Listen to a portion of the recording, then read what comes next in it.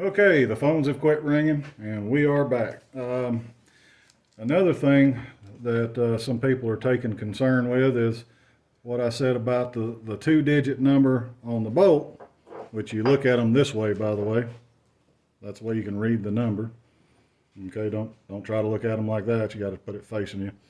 And the fact that that number and the number on the receivers should pretty much line up. Well, years ago, I made the acquaintance of a fella, and he was one of the senior vice presidents at Action Arms in the day. And according to him, there is a chart, and it tells the bolt numbers in relation to the numbers stamped on the receivers.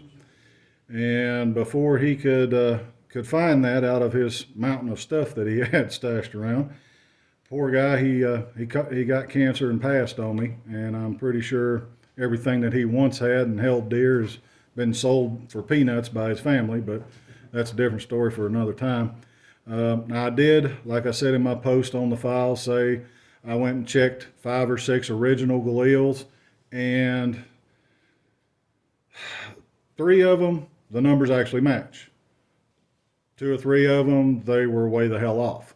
So without the chart to say, you know, you can get away with using this one or using that one, but I have no idea off the top of my head.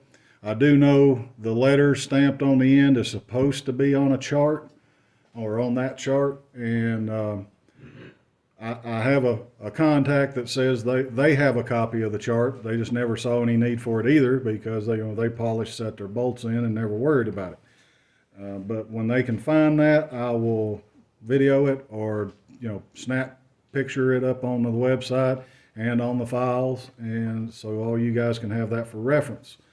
But I can tell you from measuring this receiver, which was one of my saw cut receivers that I sent to a gentleman who really shouldn't be welding, but anyway, I measured this receiver on the lugs, and it is a 56. Okay, and it's used. It was obviously a firearm at one time for a while.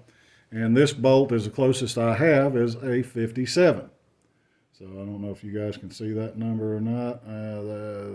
Good enough. Anyway, and my rough measurements on the receiver was 69 thousandths difference left to right lug alignment. And on that brand new old stock bolt, which is a 57, my measurements is 71 thousandths. So could I have gotten off a little bit on this angle? Possibly, because it is a ramp. It ain't exactly straight. And the same in here. This ain't exactly straight either on the right lug.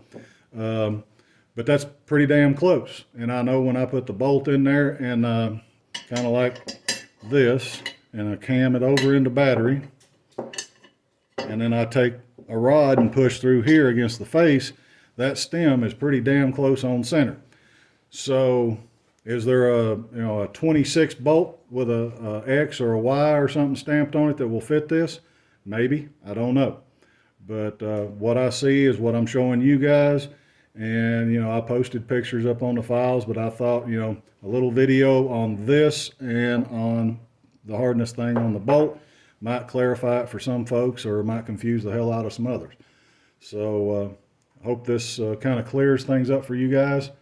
And like I said, stay tuned. When I get my sticky little hands on that chart, you will see it. All right. Moving on to the next one.